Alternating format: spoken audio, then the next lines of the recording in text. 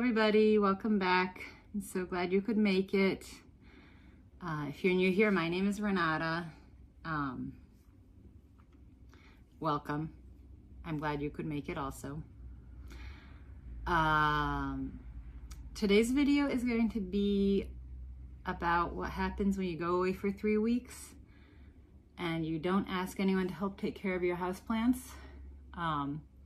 So it's not going to be a houseplant tour per se, but I am going to take you around various parts of my plant collection and just let you get an overall global view of how the plants look. Most plants look fine. I'll warn you, tell you that already right now off the top. Most of my plants look fine. A lot of them were either in semi-hydro or they're plants that can take 3 weeks without water. The heat was turned way down to 55 degrees, so it's not like it's particularly warm in my house. So a lot of the plants really look fine and they survived this experiment just fine. But I'm gonna let you see the global view so you can see that most of the plants look fine, but here and there, interspersed in the collection, are some plants that are not doing so fine. And I'm not sure yet whether it's a total plantastrophe for those plants and they're dead, or if those plants will be coming back to life. So as I show you the plants that are struggling after 3 weeks of neglect, I'll also discuss what I'm going to try to do to revive them and see if I can bring them back or not. Okay? So I'm gonna pause the video, take you guys off the tripod, and get started going around the collection. So I'll be right back. So walking in from my front door, everything looks pretty good, pretty healthy. Like I said, most things survived pretty well. There's still a little bit of chaos in my house, a little bit of unpacking that still needs to happen. And there is a sleepy little puppy. Anyway, but let's start. So in this window, everything looks great. These guys, they're looking fantastic. And then we come in a little bit closer here. Still everything is looking great. And then we have one very sad begonia black magic. It looks like some of the leaves there at the bottom are still okay, but as we travel up, you can see that things are really not happy. And to revive this plant, I probably will just chop it back. It looks like it's just that one stem that got too dried out, so I'll just chop it back to wherever there's growth that looks healthy, and water it again, and we'll just see how it goes from there. Behind the begonia black magic, we have another very sad begonia. The leaf there, right here, totally dried out. That was my big begonia whose name escapes me right now. Whoop. And it had been blooming, and I will show you a view from the other side in a moment. So here we are. Here's the same begonia. I really can't remember its name. I'll put it on the screen. But it had these beautiful large leaves, and as you can see, they're all just droopy and sad looking. Again, I'll probably just chop it back. First I'll water it, but it's not gonna perk up. Those leaves are not perking up at all. They're just totally dried out and crispy. There's no perk. Nothing is gonna perk up in those. So yeah, I'll just probably chop it back to wherever their growth is still sort of more solid. So it'll take a little investigating, but yes, that's the plan for that plant. Next to it is my Regal Shield Alocasia. And actually she looks great. It looks great. But it did bloom, and it's time to trim the blooms off because this one is obviously spent. And this one is pretty close to done. So just a little that. Everything else on this bookshelf looks pretty good.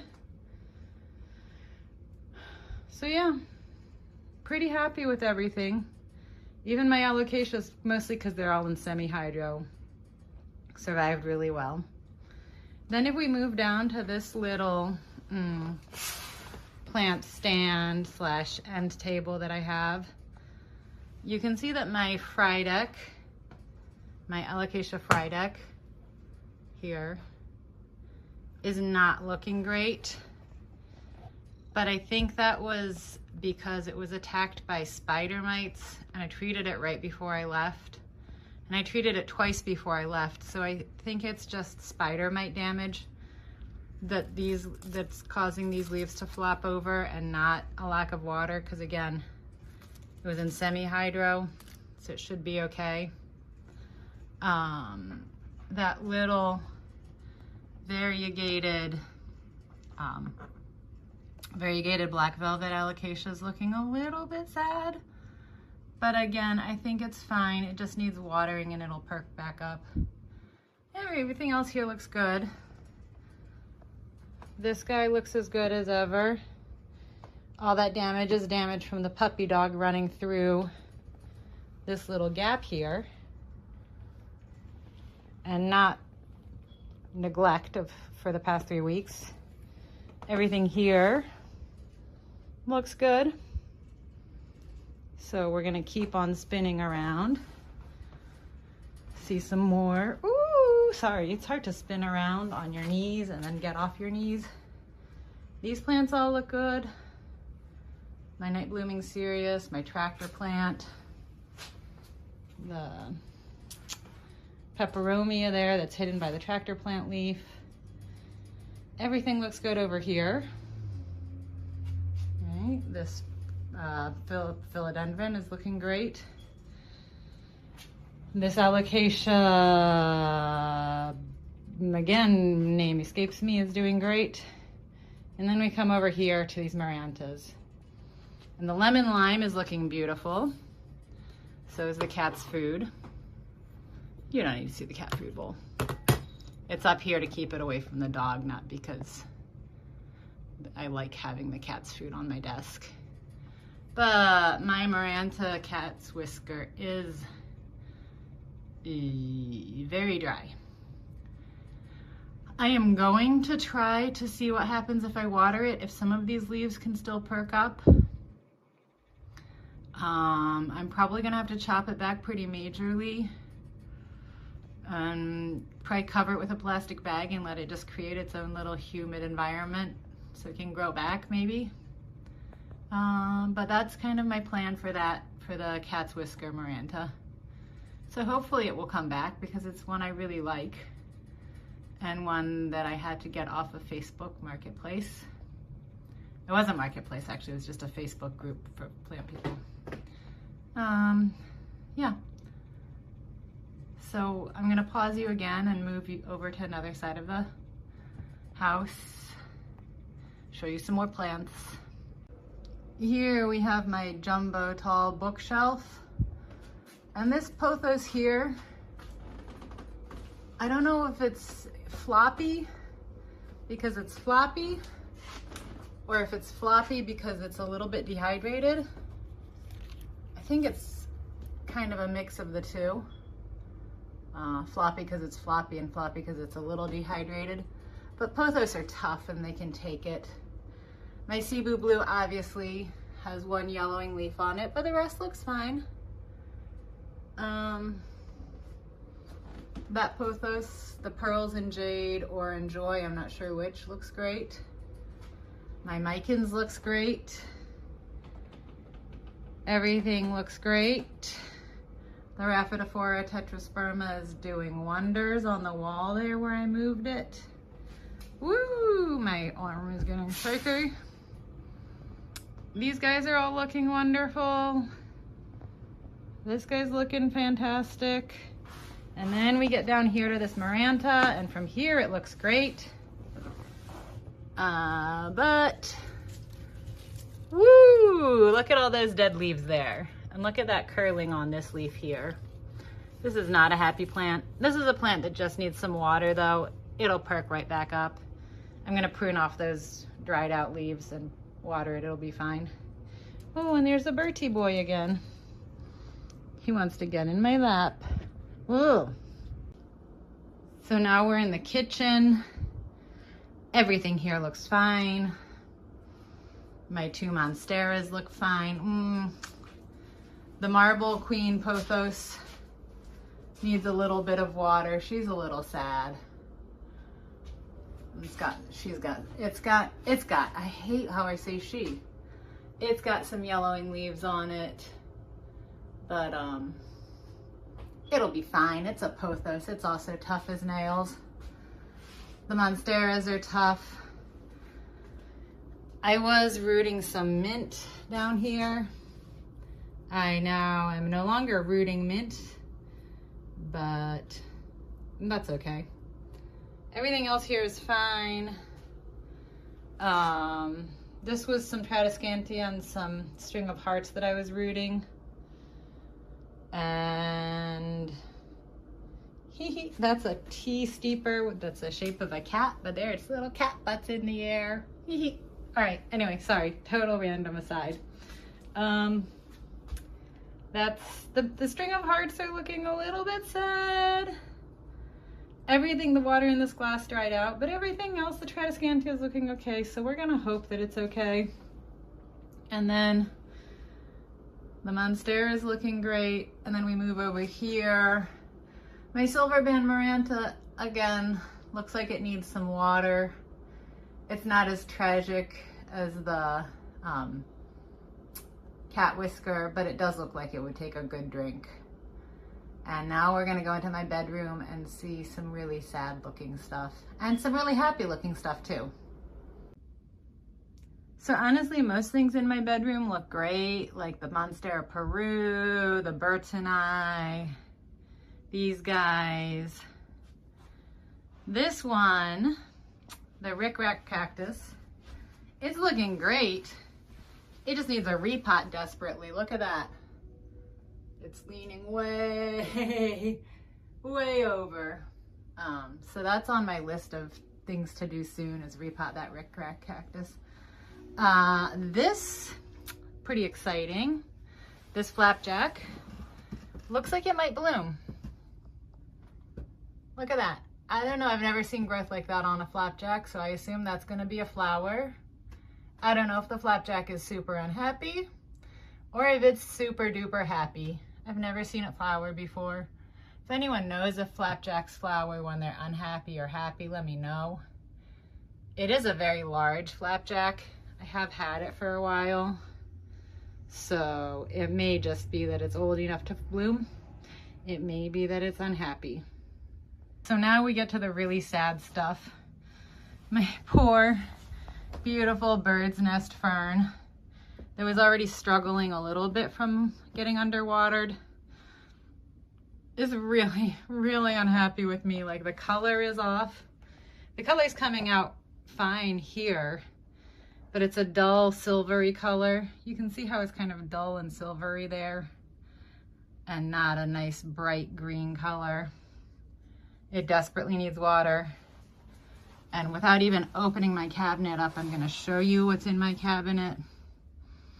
So on the first row, top level there, that begonia has never looked happy. It doesn't like my cabinet. It's happier now than it was for years.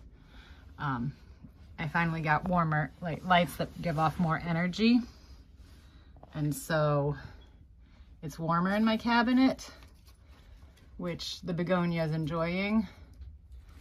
Way back there, we see my Hoya Huschgeliana variegata is thrilled with the cabinet conditions. That anthurium that's supposed to be a papillolaminum mix, but I think it must be pallidiflorum, is doing wonderfully. Then we go down to the next level. Okay, so the alocasias are doing great. But this poor anthurium obviously got a little bit dried out. or something. I think it got dried out. So I guess the heat from the lamps, the grow lamps, caused a lot more evaporation in the cabinet than in my house, and so things in the cabinet struggled a little bit more than the rest of the house. Even being in semi-hydro didn't protect them. And then we come down to the bottom level of my little cabinet, and here we have a very sad, floppy looking alocasia, but that may just be the winter flop. There's the Rosio Picta Calathea that I was given as a free gift. Has obviously not made it. There's another anthurium that I need to repot pretty desperately. Seems like it did okay. It's growing in sphagnum right now. So yeah, I'd say things in the cabinet struggled more than most things just from the heat, except for this my poor sideshow Bob. Oh well, he'll be fine. All the plants will be fine. For the plants in the cabinet, I just plan to water them, and I'm sure they will be fine and they'll bounce back. Except for that Calathea that's thoroughly dead. And that one I'm just gonna get rid of. Wah, wah. It was a free gift and I couldn't manage to get a Calathea to grow. So yeah, I have a few more plants to show you, and then we'll be done with this little tour of Plantastrophy or no. Okay, so we have the last little corner and then center table of my collection. Again, on the whole, everything looks pretty good. If we get closer, this little Aglaonema has one yellowing leaf, but basically it looks pretty good. And then we go down, over and down. So that begonia is looking great. That Aglaonema though, not quite as happy. That's the one that I was also worried got hit by cold damage and shipping. So yeah, but everything else here is pretty happy. Bertie, get your nose out of my plants, silly boy. Anyway, so yeah, most things are pretty happy. The Aglaonema, it may be cold damage, it may be a lack of water that's causing some of that flop, or it may be both. My tropical hibiscus, shockingly enough, looks pretty great. I would have expected more yellowing leaves, but maybe because it was so cool, it just kind of went into, it's not hibernation, but when plants stop growing. Anyway, yeah, stopped growing, so it didn't need as much water, so the leaves weren't yellowing as quickly. And here again, everything kind of looks great. It's looking pretty good up there. That guy's looking great. And then we're gonna go in a little closer. So this Aglaonema looks fine, but this little Aglaonema suffered a Plantastrophy at Bertie's hands right before we left, so I'm sure it didn't help it to get totally dehydrated. Everything else here really is looking pretty fine. That plant is doing better than I thought it would. Still surviving. You see some yellow alocasia leaves, but that's just normal cycling, I'm pretty sure. Yeah, everything else here is looking pretty good. So all in all, I was concerned about this Spathiphyllum, and it looks magnificent. It's not struggling at all in the slightest.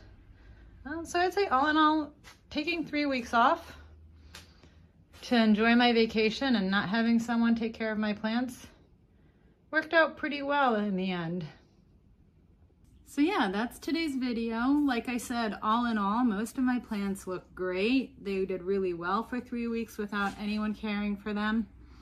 The few that are struggling, the majority of that Calathea was dead before I left even, and had a few leaves that were sort of viable, but most of them were already brown, and the ones that are sort of viable were browning. So basically it was dead before I left. The begonias should be rescuable. The aglaonemas should be rescuable. A lot of the plants that just need some water added and they'll perk up, that's no problem. So really the only plant that I might have actually like lost and that I'm going to be sad about is the Maranta cat whisker. But it is in the end replaceable.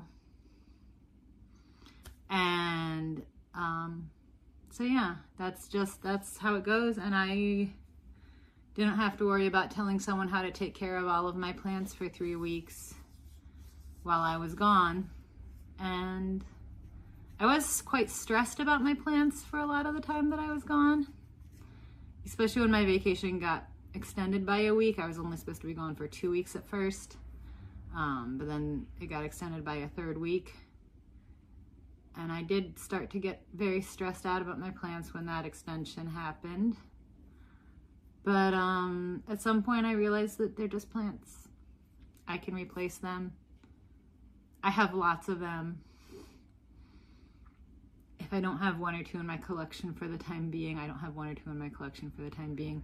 I also, for my next video, little preview of the next video, I also traded plants with 2 different planty people when I was in Philadelphia, and I think I came away with the bigger haul. A lot of the plants I brought with me were just things that I knew would travel well on the like 10 or 11 hours that the trip was going to take me in the winter time between northern Indiana and Philadelphia, and things that needed pruning or things that I already had cuttings of. So yeah, my next video is going to be plant trade haul, except there are lots of plants whose names I don't remember. So it's going to be more like show you guys plants and ask you what their names are. But I'm very excited about all these plants. I honestly do not know where I'm going to put them. I do not know at all. But I'll figure it out. That's a problem for the next video, future or not a problem for today. Anyway, so thank you guys so much for watching this video. I hope you enjoyed it. I hope you enjoyed that kind of abbreviated tour of my plants and getting to see my collection a little bit. Not really seeing all of it, but getting a sense of how it's laid out, etc. And then seeing that sometimes things happen to plants and it's okay. I don't want to say they're only plants, because I know for some people that's not, their plants mean a lot to them. But plants are pretty tough. Plants can take some abuse. Plants can take some neglect. Let's put it that way. No, let's say plants can take 3 weeks where you're not constantly looking over them. And most of them can handle it. And it's not abuse and it's not neglect. It's just 3 weeks where you are not there to look after them, especially if the heat's turned down low so they're not drying out extra quickly. Anyway, I hope you enjoyed this video, this quick little tour-ish of my collection. I still do want to do a full houseplant tour, but let me get some of those plants looking better first. And let me deal with this all these plants I got in trades first. Let me get my collection back in order, and then we'll do a houseplant tour, hopefully in February, maybe March. February, March-ish is my goal. Anyway, I hope you all have a great day. Thank you so much for watching. If you liked this video, please go ahead and give it a thumbs up.